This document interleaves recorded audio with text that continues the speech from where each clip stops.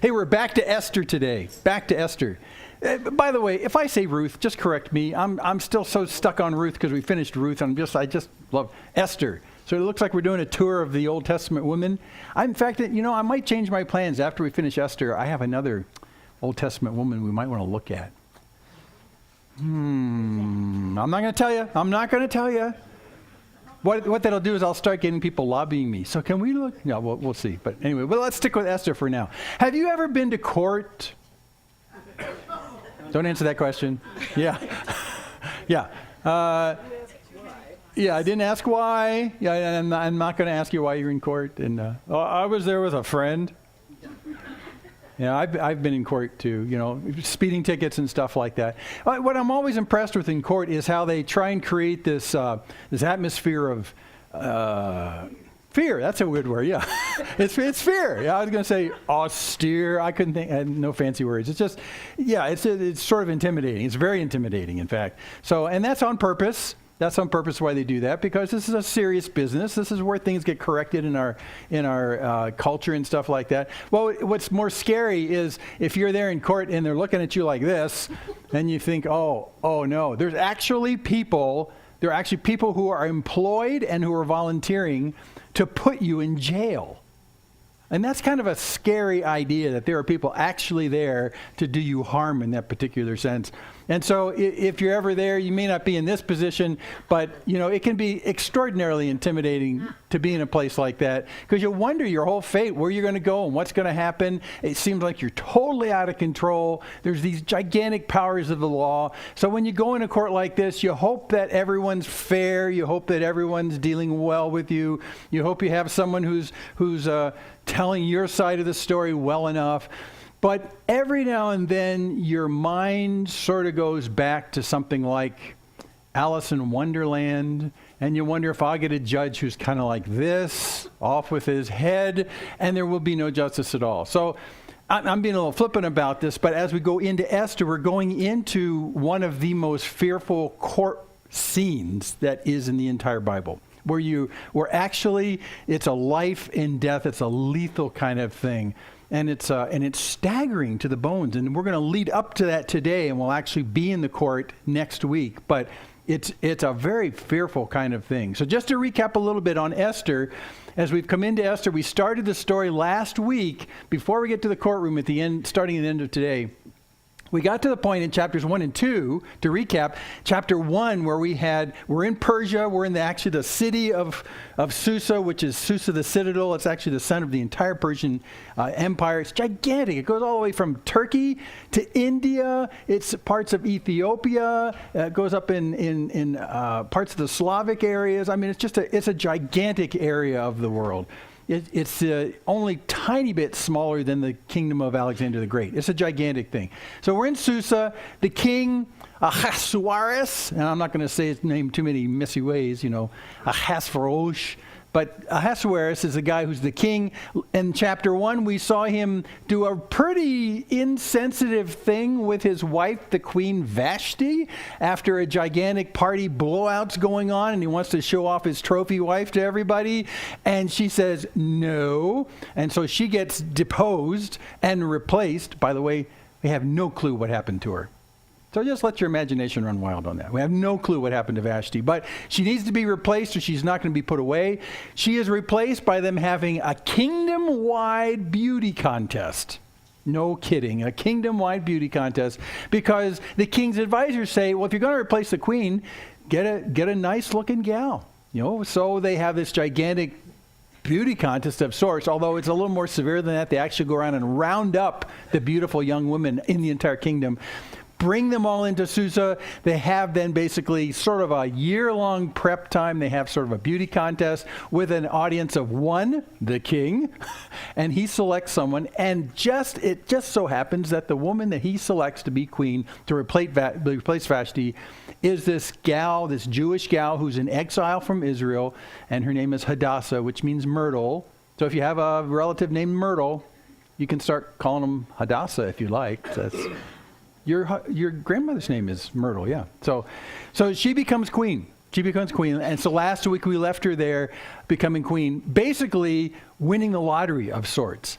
But not really, because she's married to a guy who did to the previous queen what you hope he'll never do to you. And the whole selection process is kind of seamy. I mean, there's just a lot. She's in a great position of privilege in the entire world, but it's sort of icky in a way. So that's where we left us last week. And the story proceeds today, and it gets a little bit more sticky. We start in the narrative in chapter 3, what I call a right-hand man. So we'll just jump in. Esther 3, the story goes on. So after these things, meaning after Esther becomes queen, after these things, King Ahasuerus promoted Haman the Agagite, the son of Hammedatha, and advanced him and set his throne above all the officials who were with him. And if you remember back to chapter 1 when they had the big blowout party, there were the 7 officials who were in charge of the entire kingdom. He's not one of those guys. This guy is put above them. So this guy is now the vice president, the vice king of the largest empire on earth. Okay, so this is Haman. Haman's a guy, he's put above all of them. And all the king's servants who were at the king's gate bowed down and paid homage to Haman, for the king had so commanded concerning him. So he elevates him to be his right-hand man, and he tells everybody, you will treat him and respect him like you do me, the king. You will bow down when I come past. That's just the way it is. So in a real sense, Haman is the stand-in for the king in many ways. So when the king goes down the street, you bow down to him. When Haman goes down the street, you bow down to him. So Haman's put in this gigantic position. And then we have some impudence. Had to look up that word. Okay, never mind. Okay, Mordecai, who you remember is the uncle guardian of Hadassah Myrtle, renamed Esther, the Star, that's her new name, who's now queen. This is her uncle guardian. So remember Mordecai? Or you can just call him Morty. That's what you do if you live in a Jewish community. You call him Morty. So Morty did not bow down to pay homage. So this Haman guy got under Morty's skin, and he would not pay homage to this guy. He would not bow down when he went past. Then the king's servants who were at the king's gate, which is where Mordecai hung out, they said to Mordecai, hey, why do you transgress the king's command? I mean, what's the big deal? I mean, just bow down to this guy. Why are you doing this? Well, when they spoke to him day after day and he would not listen to them, they told Haman, the new second in command, right? You would think that Haman would notice, because as Haman would go down the street, everyone would bow down as he's going by, but Mordecai wouldn't. I think Mordecai probably just slunk off so he wouldn't have to be like this in front of Haman. But these guards at the gate, they don't understand why it is Mordecai won't bow down to this guy. Now, presumably, and we don't know this, but presumably Mordecai is bowing down to the king. He's been in the presence of the king, that whole beauty pageant with his niece and stuff. I mean, surely he was in the presence of the king somehow or with people in charge. So we don't think it's Mordecai's resistance to actually respect the kingdom and the guys in charge. It's not that. There's something personal, we think, between Mordecai and Haman. And Haman might actually be a jerk. And that's the best speculation we can come up with. And on the basis of that, Mordecai is going, no way, I'm not bowing down to the jerk. So that's probably what's going on here. So they go and they tell Haman. Why? In order to see whether Mordecai's words would stand, for he had told them that he was a Jew. Now this is an interesting juncture. Remember what Mordecai kept telling his niece not to do? Don't tell them you're a Jew. And so in the midst of this whole thing, in this refusal, this impudence not to bow down to Haman, the new second guy in charge, somehow Mordecai lets loose the idea that he's a Jew. And so he says, I'm not going to bow down to you because I'm a Jew. Well, I don't think that stopped him before. So that's why there's something more going on. And Mordecai is making a tragic error right here, admitting he's a Jew. Because the Jews were in minority in the country. Remember, they got taken out in captivity from Nebuchadnezzar during the Babylonian Empire, sucked out of the country, made slaves in the entire Fertile Crescent, all that kind of stuff. They're there as minority slaves or as freed minorities, but they're there. And by the way, a little piece of history right here. At this point in time on the calendar, Israel has now been, they were invaded by Nebuchadnezzar, taken out as slaves in 586 BC. That happens. Now we're about 120 years after that, And interestingly enough, in the timeline of things, they got to go back into the promised land about 70 years after they were taken out. So now we're about 50 years after people started trickling back into the promised land. So why is Mordecai and Esther still there in the Fertile Crescent, in the Babylonian, now the Persian Empire? Why are they still there? Why didn't they go home? Which is a nice lingering question right here. In reality, they're not alone, because we know that after this captivity, and a lot of them get taken by the Babylonians, eventually the Persian Empire, they never go home. And that's the genesis of this myth about the lost 10 tribes. It's more than that. It's the Assyrian captivity and Babylonian. But it's the idea that people came in, they invaded Israel. Israelites were taken out of the promised land. They went into these other places, largely this Fertile Crescent, now where the Persian Empire is. And they just never went home.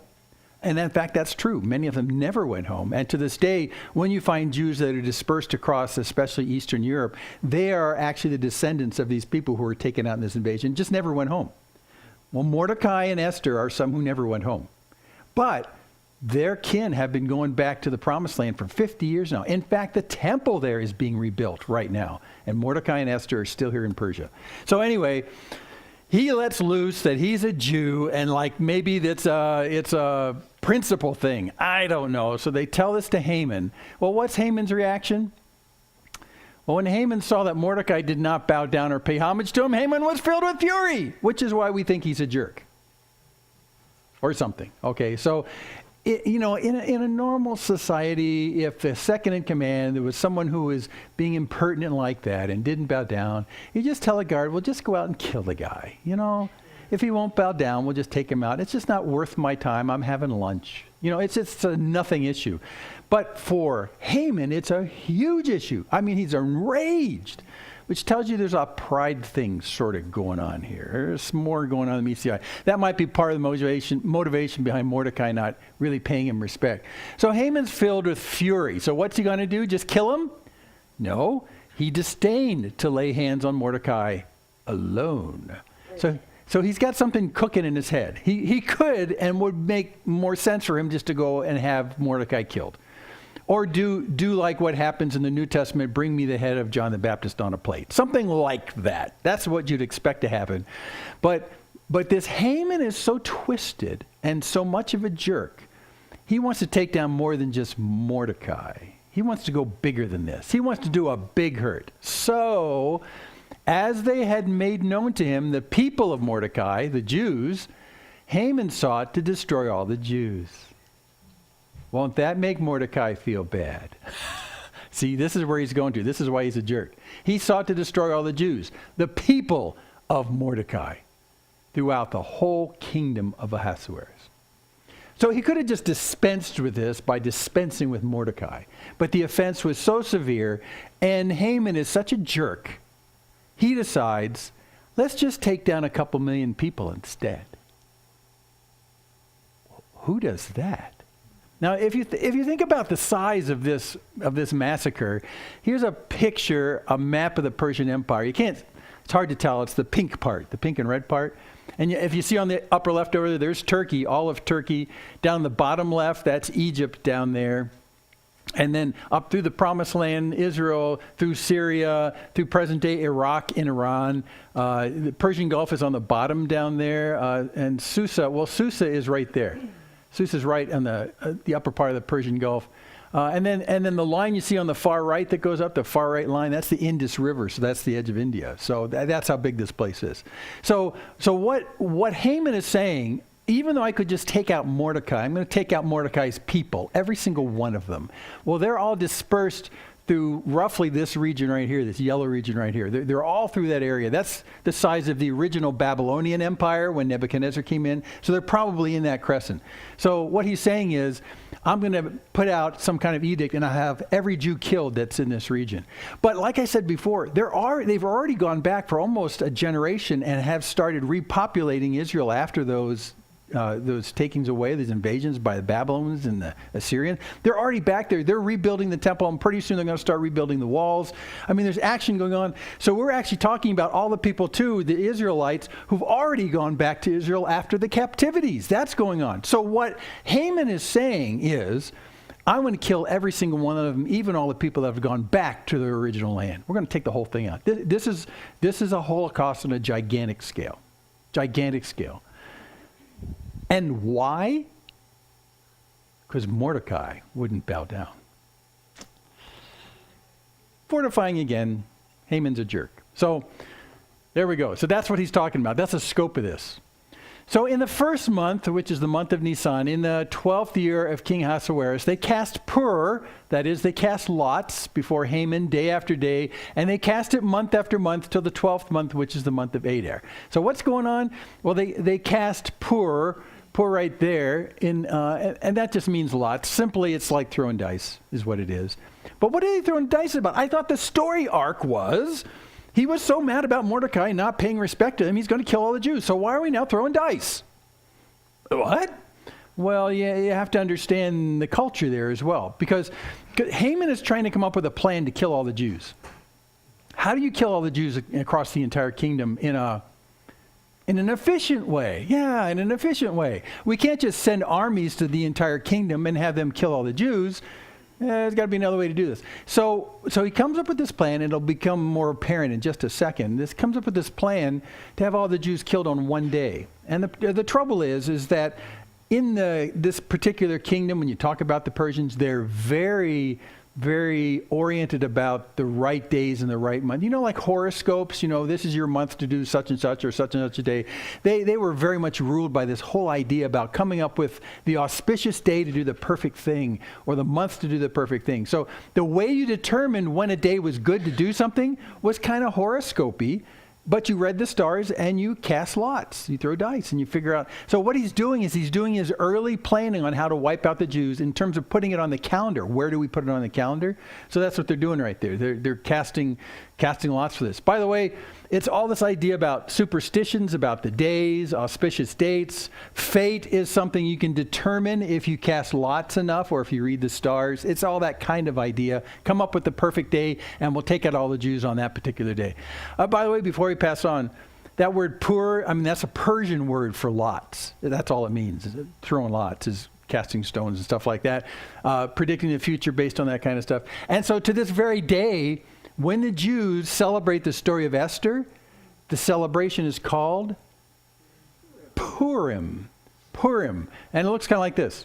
Okay? So there it is. That's actually the Persian word for lots, Purim, and the im it means the plural extension of it, so it's lots. So the entire celebration that the Jews do today is named around the lots they're throwing of trying to figure out what day to kill all the Jews, which is a little on the odd side. Why don't they call this the Feast of Esther?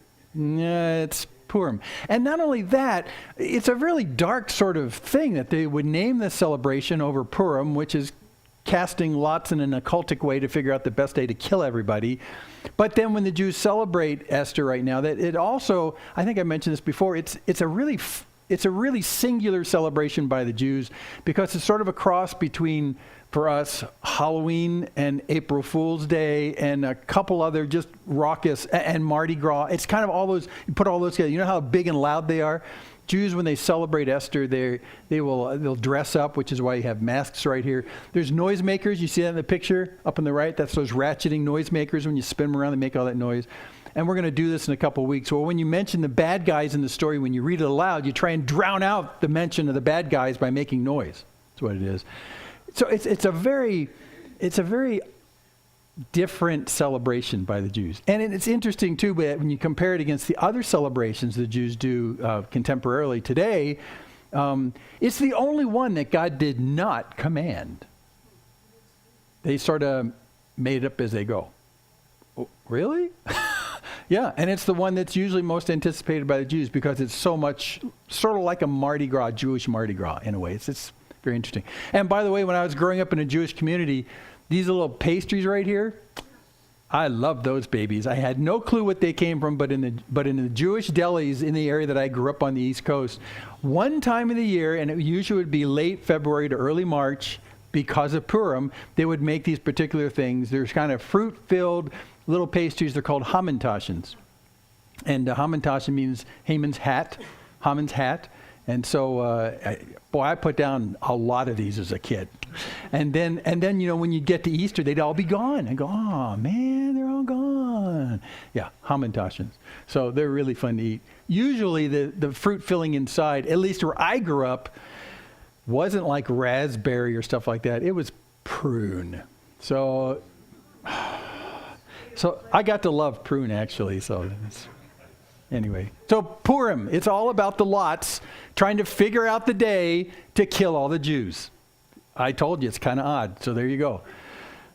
This is a very Persian occultic idea to kind of figure out how to unfold this plan really well.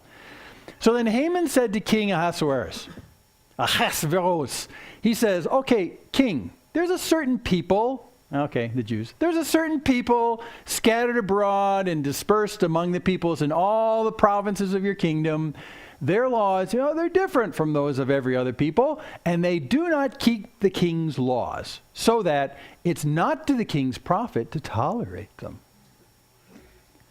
You shouldn't tolerate these people. They don't really obey you. And of course, Ahasuerus is listening with full ears because this is the second in command. So, if it please the king, let it be decreed that they be destroyed. Yeah. And I'll pay 10,000 talents of silver into the hands of those who have charge of the king's business, that they may put it into the king's treasuries. Evidently, Haman's not only a jerk, but he's a rich jerk. Because what he's saying is, let's do this, let's destroy the Jews, and all the people who are going to say, oh, it's a hassle, it's a lot of work, I'll pay just a gigantic amount of money to these guys, which will eventually go in the treasury, and king, you'll get rich. So I'll pay all the expenses of killing millions of Jews. I mean, where's the downside? Oh, King Ahasuerus, where's the downside? So he makes his proposal to the king, and he's going to pay for it to just eradicate the Jews.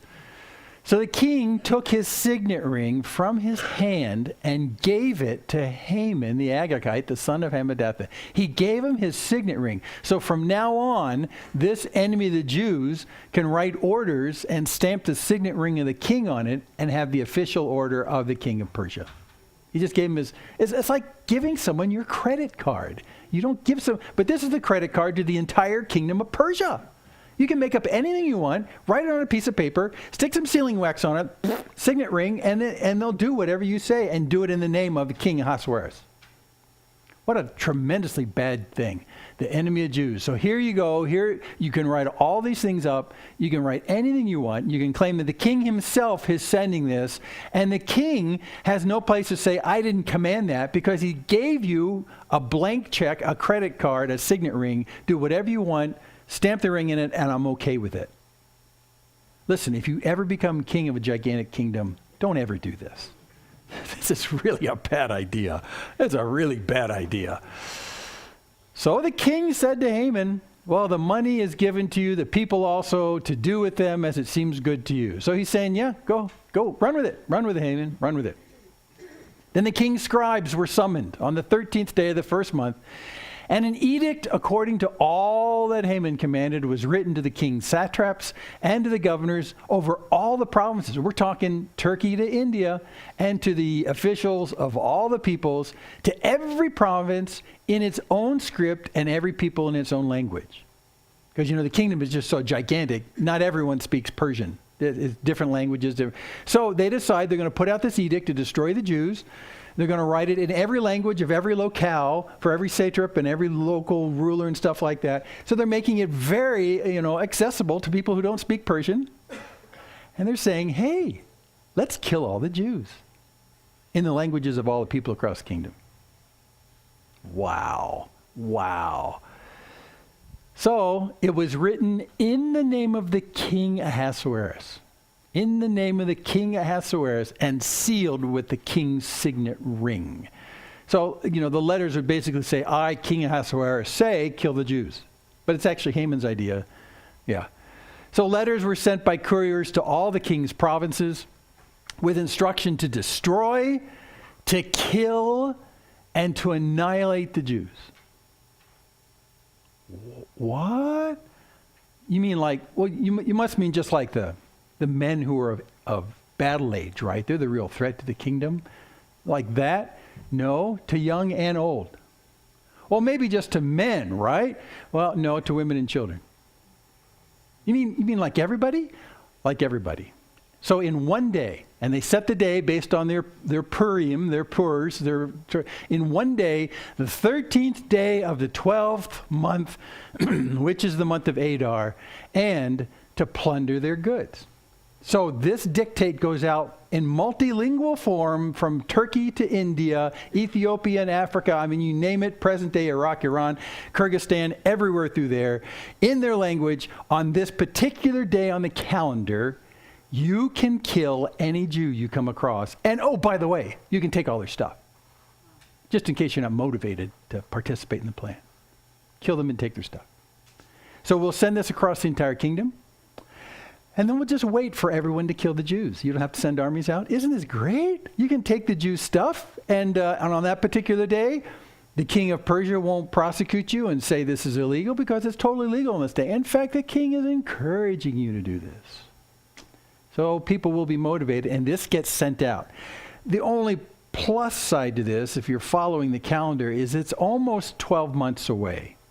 Because when they're throwing their Purim dice, they ended up throwing it such that the day and the month they came up with was almost 12 months later. It was actually the previous month on the calendar. They go, oh, nuts! Now we've got to wait a whole year to get there. So there's a whole year that's going to transpire. So that's the good side is, if you're going to try and nip this in the bud, you got a year to figure out how to do it. But at this point, the letters are sent and the clock is ticking. The clock is ticking. And by implication, it's illegal to kill a Jew before that day, but when that day comes, it's going to be a bloodbath. A copy of the document was to be issued as a decree in every province by proclamation to all the peoples to be ready for that day. That day. It's going to be crazy. So the couriers went out hurriedly by order of the king, and the decree was issued in Susa, the citadel.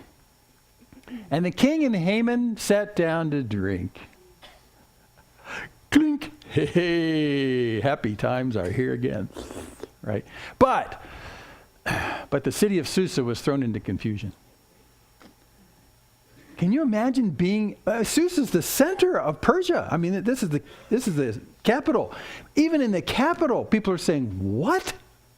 Kill the Jews on this day, 12 months from now? What?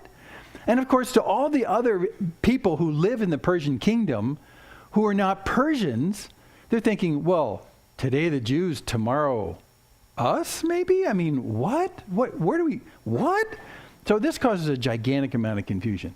But this is a win-win for both Ahasuerus and for Haman. It's like, dude, let's have a drink. This is the best thing ever. Wow. Well, so we come to Hadassah's appeal. See, maybe there's a way to nip this in the bud. Well, when Mordecai learned all that had been done, Mordecai tore his clothes, put on sackcloth and ashes, went out into the midst of the city, and he cried out with a loud and a bitter cry. Exactly what Haman was hoping would happen. Bet you feel good today, huh, Mordecai? I'm killing all your people, and you're the one at fault. How do you feel today, huh? So this is a pretty classic way for a Jew to mourn something like this, sackcloth and ashes. You put on basically disposable clothes. Think burlap or something like that. I mean, something where you're basically saying, you know, I have, if you remember, clothing reflects your status, right? So if you put on something, if you start wearing burlap, for us, if you walk around in a barrel, I don't know, but if you're wearing something that has no status to it, you're saying I'm nothing. I'm mourning. I've been made nothing out of all this. So the grief takes you to nothing. I feel like nothing. So that's what he's doing. Normally, when you're in sackcloth and ashes in the Old Testament, there would also be praying going on. But it turns out the author of Esther doesn't mention praying very much, but all the things that are something and prayer are there. So we think there's kind of a deliberate attempt on the part of the author to keep the religious out of this, and we'll talk a little bit more about why. But when we see sackcloth and ashes, it's a religious thing that includes prayer and appealing to God. You'll see in just a second here. So he's going around with a loud and a bitter cry. He went up to the entrance of the king's gate, for no one was allowed to enter the king's gate clothed in sackcloth. And he goes up to the gate, and in every province, wherever the king's command and his decree reached, there was great mourning among the Jews, with fasting and weeping and lamenting, and many of them lay in sackcloth and ashes. So those actions right there in the Old Testament, you usually see connected with prayer and an appeal to God. Again, he's deliberately leaving the religious aspect out, not because God is not part of their picture, because they're mourning in a very Jewish religious way, but the author has reasons not to mention God overtly. But that's what's going on here. So all through the entire Persian kingdom, people are weeping and lamenting, and they've put the date on their calendars almost a year away. They're all going to die.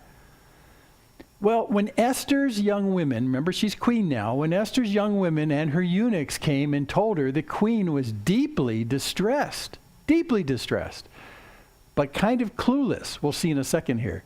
She sent garments to clothe Mordecai so that he might take off his sackcloth, but he would not accept them. So she originally sees him in sackcloth and says, well, if you need clothing, I've got clothing. Here, send him some clothing. Maybe we can fix this. She's clueless about what's going on. See that? Totally clueless. So Esther called for Hathach, one of the king's eunuchs, who had been appointed to attend her, and ordered him to go to Mordecai, probably because he refused the clothing, go to Mordecai and learn what this was and why it was. Why are you doing this? I don't understand what's going on. She's queen, but she has no clue what's going on. And in a second, you'll see why. Because she just doesn't see the king very much. So this is all going on behind her back. And she goes and asks her this eunuch to go ask Mordecai what's going on. So Hathach, he went out to Mordecai in the open square of the city in front of the king's gate, not within it, because again, he's wearing sackcloth and ashes. And Mordecai told him all that had happened to him and the exact sum of money that Haman had promised to pay into the king's treasuries for the destruction of the Jews. And by the way, that amount was told, it's 10,000 talents, which is a heap a lot of money. That's a heap a lot of money. So 10,000 talents. So he says, look, this is what's going on, and Haman paid for it, and this much money is going to the king's treasuries.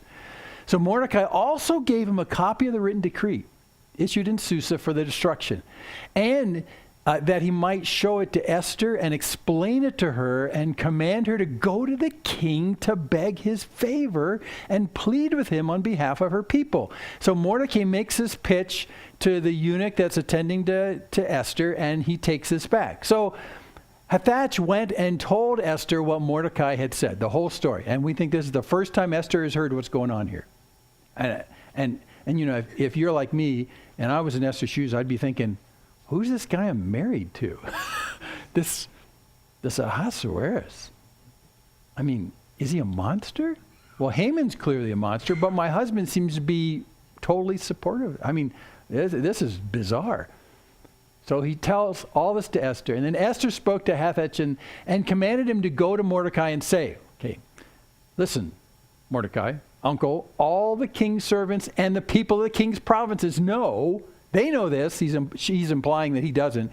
They know that if any man or woman goes to the king inside the inner court without being called, there is but one law, dun, dun, dun, to be put to death.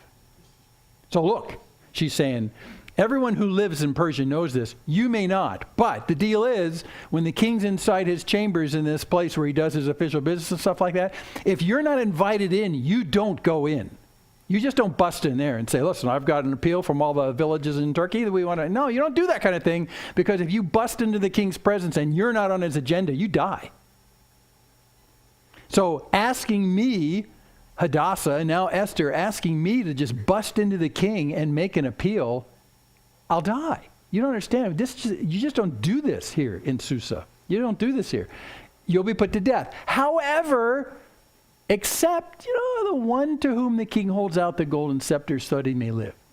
But as for me, well, I haven't been called to come into the king these 30 days.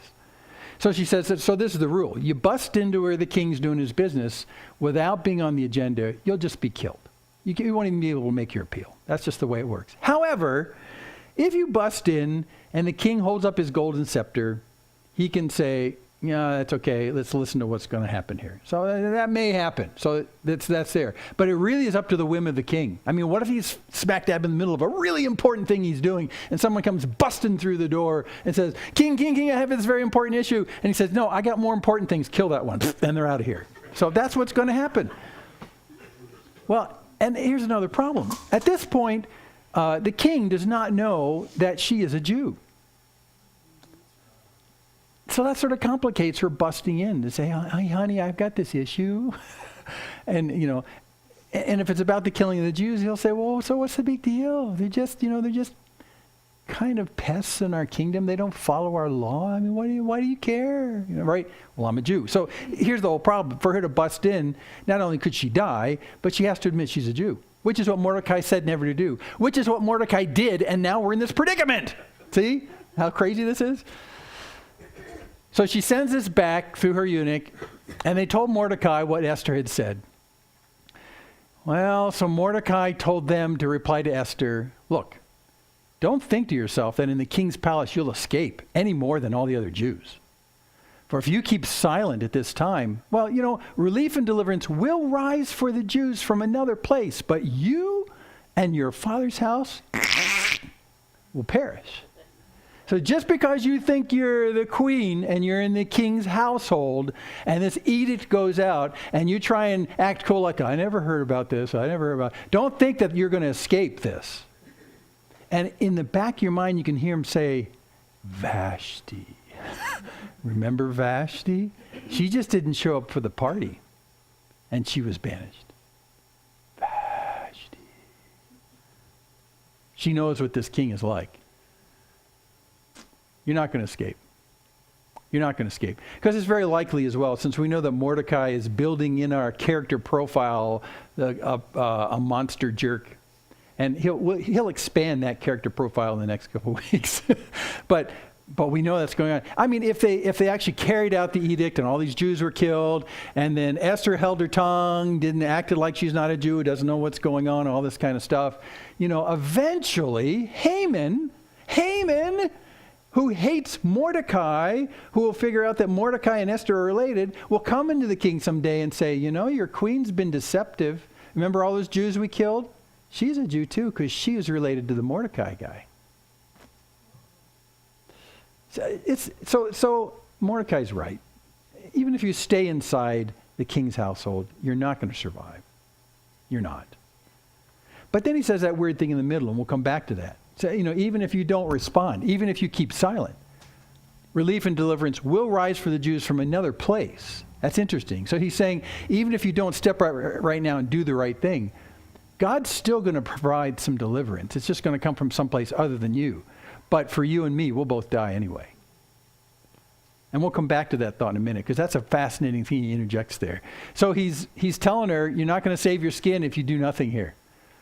And then one of the most famous phrases in the entire Old Testament, literally the entire Old Testament, he says to her, and who knows whether you have not come to the kingdom for such a time as this. Maybe this is why you won the beauty pageant. Maybe this entire thing was putting you in place next to the king for this very purpose. It's this. Are you willing to trade all that you have so that you can go into action now? God put you in this position clearly with this pagan king. And maybe since God put you in this position, now it's time for you to use your position for something beneficial. For such a time as this. Very famous phrase. You've heard this before in the Old Testament? Maybe for such a time as this. Very famous with the Jews as well, when they talk about fate and providence from God and stuff like that, and things happening. They'll almost always say, it happened for such a time as this. All the things that led up to this, it was for such a time as this. And they're just quoting Mordecai when they say this. Just quoting Mordecai. Well, Esther told them to reply to Mordecai. I love this back and forth. Okay. Go gather all the Jews to be found in Susa. This is the capital of Persia. Go, the ones who are in Susa. Hold a fast on my behalf.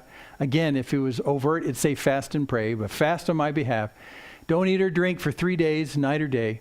I and my young women will also fast as you do. We'll consider how serious this is. We'll fast and basically appeal to God. And then I will go to the king, though it's against the law. And again, another very famous phrase in the Old Testament. Esther says, if I perish, I perish. This is where you got to love this woman. Mordecai says, look, you're queen, perhaps because God needs you right now. He's put you in this place. And she says, pray for me, fast and pray. Let's all get prepared for this. And fast up to this day that I'm going to go into the king, but I'll go into the king and look, if I perish, I perish. It's why we love Esther. It's why we love Esther. She's willing to swap the entirety of her placement and the luxury of being queen, this entire lifestyle that she's been gifted with, and she's willing to say, I think it's worth trading all that in for this. Wow. So Mordecai then went away and did everything as Esther had ordered him. And no, we're not going to see any more today. We're going to wait. Oh, no, yeah. Okay, episode 3 next week is courting death. We're actually going to follow up after this because we're running out of time. We can't do it. But we're right on the edge of this tremendous thing of her. She's actually going to burst into the court of the king. And if you want to do a little plot spoiling, you can read ahead. That's fine if you don't know how it works out. But we're going to leave that right here. You know, this is like binging on Netflix series. We're not going to let you binge on Esther today. We're going to put it out just a little bit more. But if you want to, you can. But what I want to do before we leave this, because the narrative is so rich, I just want to talk about Esther and Mordecai in the few minutes we have left. Make a couple of observations. And I want you to make these observations. Because remember when we started into Ruth a while back, we talked about in Ruth how narratives are neat. The stories are neat because the stories themselves and the interaction give you enough meat on the bones of the actions to give you something to chew on. Well, that's kind of an interesting narrative. There's something to chew on about the theology that's involved and some challenges to us and our following Jesus, and a lot of those things, it's an interesting thing because when it's the reverse of, if you, for instance, read one of Paul's letters that are very didactic, they're very teaching oriented, they teach you general truths about who God is, and then if you're communicating these truths, you always have to resort to an illustration. Well, it's like when I get in my car and you have to come up with an illustration. These are the reverse. You start with the illustration, it's the true narrative, and you come up with the theological ramifications. So you don't have to go reaching for illustrations. This is the illustration! Woo! That's why narratives are fun this way. And the Old Testament narratives are fun this way. But you do have to stop at the end, and let's say this was the end of your reading for a particular day, and I need to sit back and think. Let's think about Esther for a second. So Esther is the one who won the beauty contest based on nothing she herself did. She was just born beautiful. God made her beautiful in that sense. She wins the lottery, quote unquote, to a guy, King Ahasuerus, who is, well, he's a king after all, and what he did to Vashti is undefensible. And I mean, it's just a whole bunch. He's a weird guy. But after all, she is there as queen in the palace with the king, a place of prominence and a place of great luxury in a kingdom that's subjected under the Persian Empire, and people are basically enslaved where they live. I mean, she should not be in this place because she's just a young Jewish woman. So here she is as queen. Why in the world would she choose to threaten all that by going into the king and being killed by him? Because of the Vashti history, we know he's very capable of doing this on a much lesser reason. Much lesser. So why would she do that? What do you think? Why would she do that?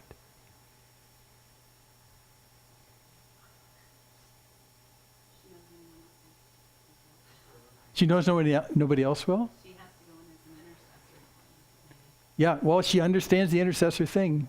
She understands that her position makes her an intercessor, like nobody else. Her position, clearly, which she didn't seek, she has. And now, just instead of leaving it as a selfish thing to live in luxury, maybe now I'm not here to be queen, but I'm here to be intercessor. Maybe that's my role. Yeah. And she'll die for sure if she does anyway. It's a really wonderful piece of logic on Mordecai's part, because if you think you're going to save yourself by staying here and preserving your luxury, that's not even going to happen. So you sort of got nothing to lose.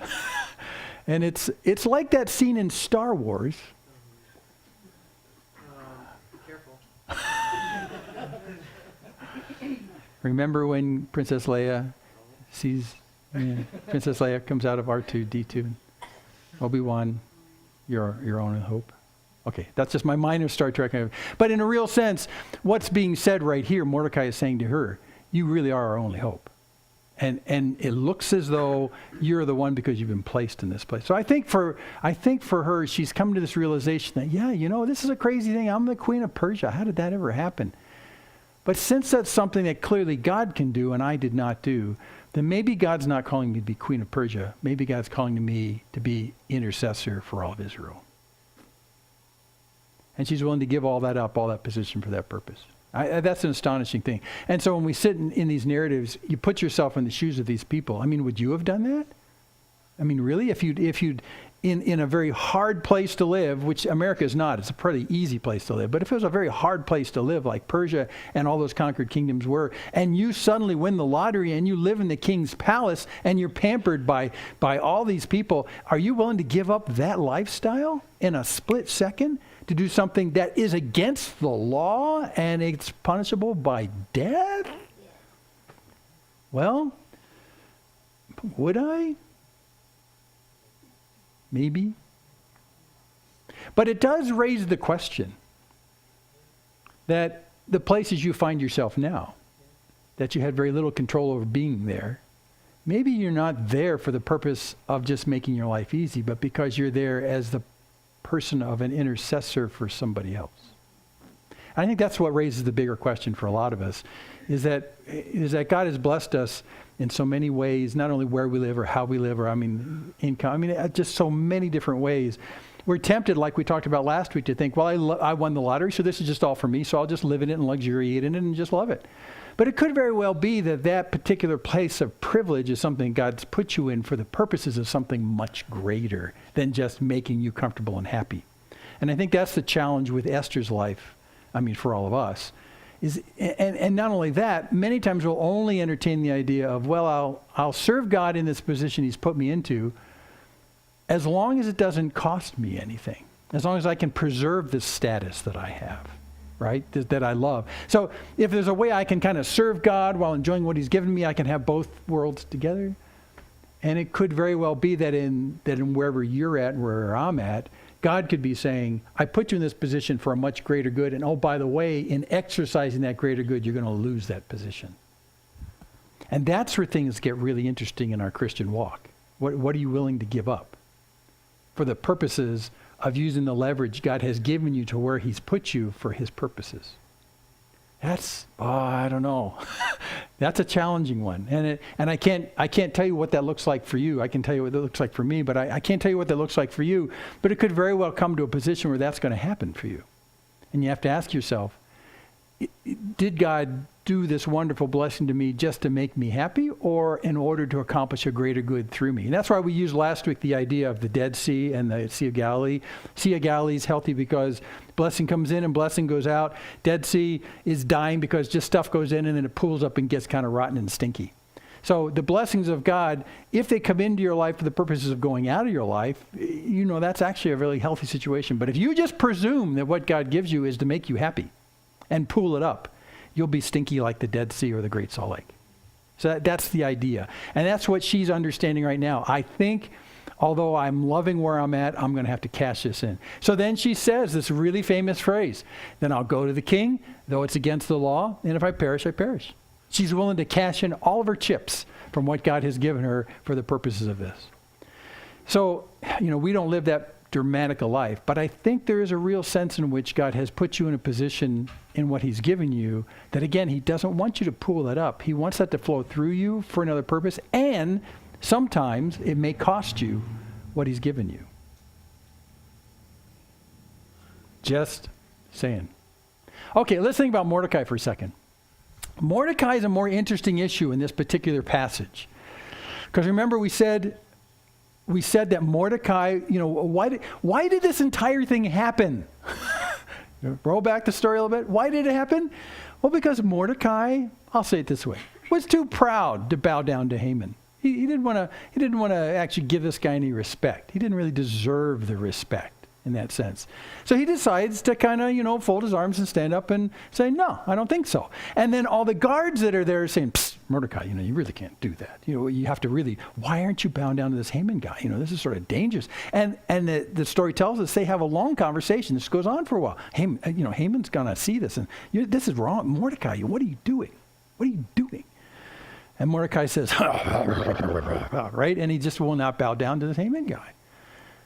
Now, I see a lot of pride there, because when I compared Mordecai's actions to Daniel's actions, I don't see a match. If you go back and you read Daniel, Daniel's in the first generation that gets taken out in the Babylonian captivity. Mordecai is about 3 generations past that, but it's the same kind of a deal. When you see Daniel come out of Israel and get taken into captivity by the Babylonians, he does refuse to eat the non-kosher food. Okay, and he actually tries to make some deals about it. He's respectful about it, but he says, look, this is against my religion. I can't eat this stuff.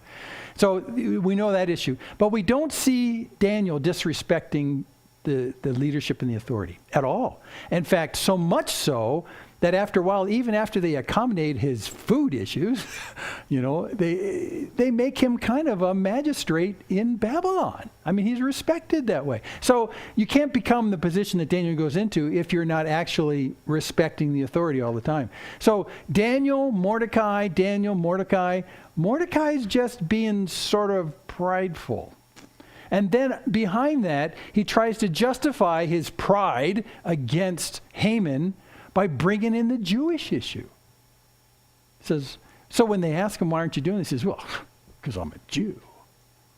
Oh, what a bad mistake that was. Whoa, what a bad mistake. So we're in this fix from here through the entire rest of the book of Esther because Haman wouldn't bow down, or because Mordecai wouldn't bow down to Haman. And I don't think it's an issue of principle. I think it's an issue of pride. So when we get to this juncture in the story, you look at Mordecai, and you put yourselves in the shoes of Mordecai, and you realize at the end of today's story, oh my gosh, what I just did got a couple million people killed. Can anyone in all the history of the Old Testament say, I did this and I got 1 million people killed? A couple million people killed? I mean, single-handedly, out of my pride and out of my arrogance and whatever it's all about, I would not respect the authority, even though Haman shouldn't be respected anyway because he's a jerk. No, I mean, you still have to respect the office of what happens there, and I wouldn't do it. And now a couple million Jews are going to die, and it was all because of me. Wow. He's in a hole. He's in a tremendous hole. I was thinking back to things that I've done in the past that were born more out of selfish motivations, prideful motivations, egotistical motivations. And they came out and they blurped out there, and even as they're coming out in slow motion, you're going, no, and you can't pull them out, and you can see the destruction happening and all this kind of stuff, because it just came out of your heart and there's no gate to stop it. And then that happens. And then you think about this could bring great destruction in the hearts of people that just, I mean, what am I thinking? Okay, you take that kind of bad feeling and you amplify it by millions. And that's where Mordecai's at right now. The whole story of Esther really wouldn't happen if Mordecai hadn't done this. And now millions of people are destined to die on one day 12 months from now. So Mordecai has a good reason to be in sackcloth and ashes. He's not just mourning for the rest of the Jews, he's mourning for himself as well. What have I done? What have I... And I did the very thing I told Hadassah not to do. Don't admit you're a Jew. And I did it in this hot moment of, impertinence. What am I thinking? And now I am alone. I, Mordecai, alone, am responsible for the death of millions of people. So we should see him in sackcloth and ashes, and we should see him appealing to God, saying, God, get me out of this hole. I mean, what have I done? I've destroyed your people. He's in a bad place. But there's a glimmer of the promises of God which tend to stabilize his soul. And did you see this going past? Because this is amazing. He's feeling like a dirtbag because he just got a couple million people killed. However, in his discussions with Hadassah, with Esther, he says, and here's the first one, who knows whether you've not come to the kingdom for such a time as this? So, I mean, he could say, look, I caused this whole problem because I was being stupid. But it could very well be, if you amplify this verse a little bit, it could very well be that God anticipated my stupidity and he put my niece in place to fix things. Now, that's a really hopeful message for us if you're prone to doing stupid things that can harm people. Now, I've never had the impact of killing a couple million people, yet, I don't think. But there is a case where I see myself capable of doing what Mordecai did on a smaller scale, but even more profoundly hurtful to people. And you probably do too. The wonderful thing in the midst of this is that God understands your brokenness to do those kinds of things.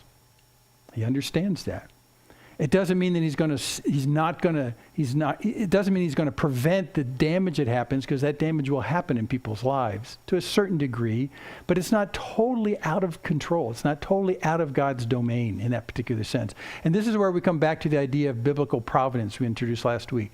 That even in the face of Mordecai's failure and the impact of what he did, he's still telling his niece, but I think God knew this was going to happen, and I think that God put you in this place for this time to cover what I did wrong.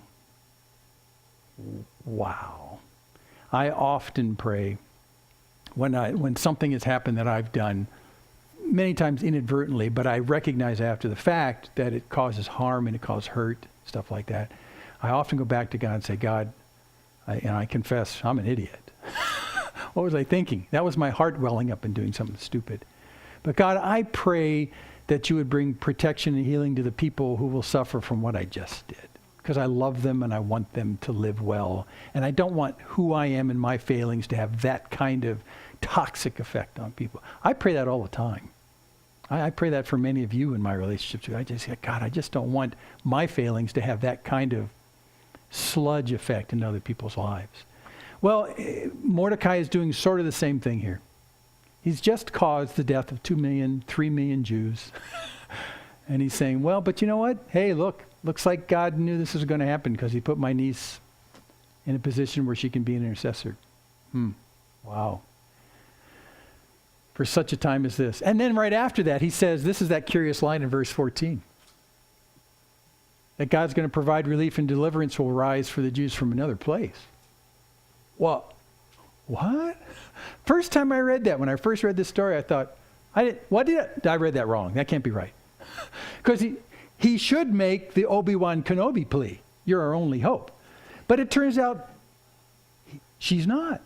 Because God is telling Mordecai in his heart, through something else, he's telling Mordecai in his heart that, look, even if she does not come through for us, an intercessor, even still, deliverance will rise from Jews from someplace else.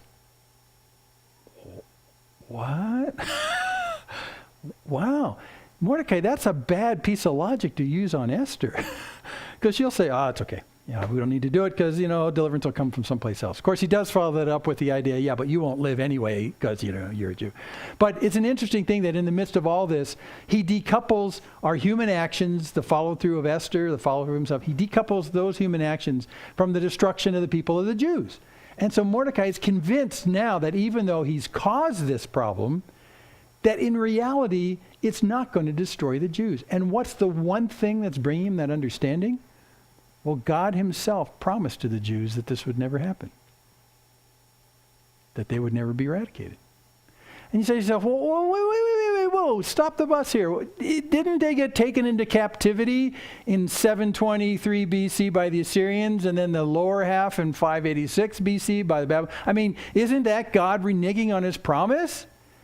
No, because those were always meant to be temporary deals. In fact, in the Babylonian captivity, which took place later, that kind of cleaned out the last of who was left in the country, mostly Judea, when they got taken in 586, later on when they're in captivity, some guys who know the Bible put together their math from the Bible and say, we're only going to be here 70 years, and then we're going to go back to the land. What? How do you know that? Well, because we're here because we never let the land rest, have a Sabbath rest for the land, which is supposed to happen once, a 1 year, 6 years you use the land, and 1 year you let it go fallow and you let it rest. And gosh, we just never did that. And how many years did we do that? Oh, wow, gosh, over 400, 500 years. We never let the land rest. And so there's all those 1 years every 7 years that accumulated up. And so God basically told them, remember all those years you're supposed to let the land rest? I'm going to have you stay in captivity until those years go by. Well, when you do the math, it's 70 years. So they knew, that 70 years expired the generation before Mordecai. So they're already going back into the land. They're already going back after that 70 years has inspired.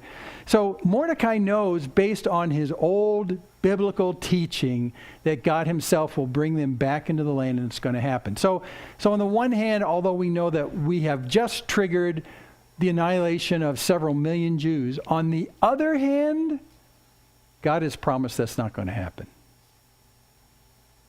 So there you go. This is a great relief to me when I bring harm to people's hearts. When I say the wrong thing, when I do the wrong thing, when I don't do many things. And when I pray that God, restore and heal and work around my shortcomings and all those kinds of things. And then I remind myself that God loves the people I'm impacting more than I love those people. And he's not going to allow them to suffer harm that's so great it's going to utterly destroy them like the destruction of the Jews. It will have some negative effects, and I'll have to answer for that. And that's for sure.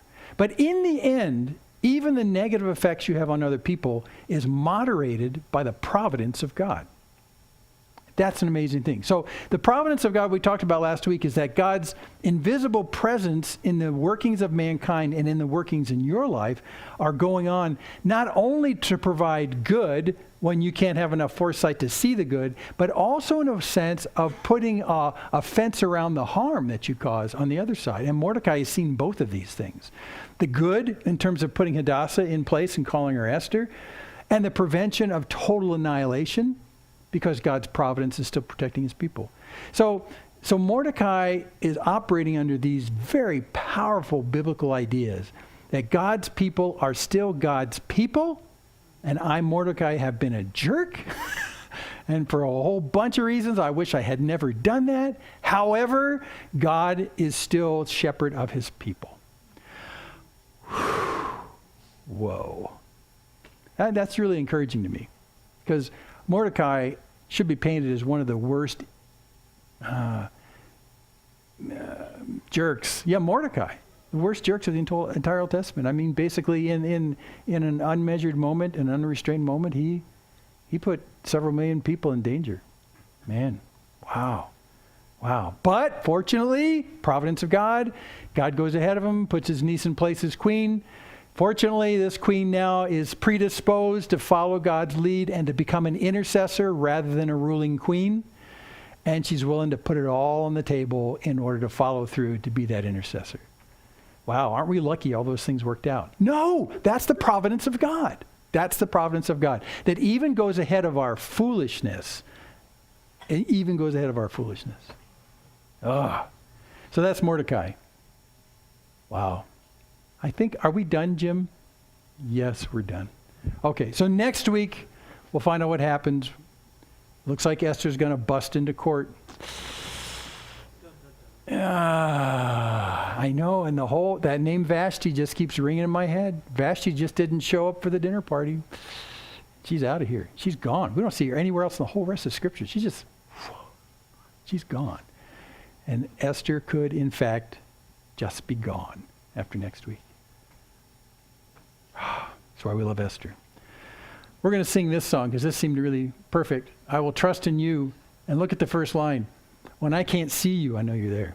And that's exactly what's going on with Mordecai and Esther. And even for the author of Esther.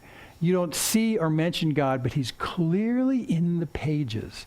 And actually, he is written in Esther, and I'll show you how in a really interesting way later on. He's actually written in Esther, but in the actual narrative itself, he doesn't show up. But there's fasting and prayer, and there's, sackcloth and ashes and prayer. I mean, all these things are going, God's present in all that. And he is present in your life in an invisible way for good and the protection from evil. But he still calls us to be intercessors and actually cash in the blessings he gives to us for the benefit of other people and not to pool them in our lives. So that's Esther. Well, let's pray. Father in heaven, we just thank you for this wonderful account. And Lord, I pray that you challenge our hearts in the situations you've put us, whether we're in positions of extraordinary blessing and privilege, like Esther had gone through, and pray you'd give us an understanding perhaps of ways in which you want us to use that as a platform in some way to be a blessing to other people, to pass through us to others, and not just pull it up ourselves. And Lord, with Mordecai's example, I pray you'd give us an understanding of how much harm we can do in a singular thoughtless moment. But Lord, we are encouraged by the fact that you bring healing and you bring protection in some degrees in the places where we bring disaster and chaos. And Lord, we're just not really great at this. But you call us to be used by you in the places we go, and we know that you indeed are sovereign in all these things. Your providence rules the good and the bad in all of these things. And you get what you get regardless, even though you want us to be involved up to our eyeballs. And that, we don't know how that works, but it does. So thank you for involving us in this wonderful work you do about declaring who you are to those who sit in darkness and the shadow of death. And we pray that your Spirit would work through us in powerful ways, far beyond our human abilities, in order to glorify who you are and to call many to yourself. So thanks for the story. Continue to use your Holy Spirit in us to give us insight as these days go on with this very easy story to carry in our hip pockets through our days. So thanks now in Jesus' name. Amen.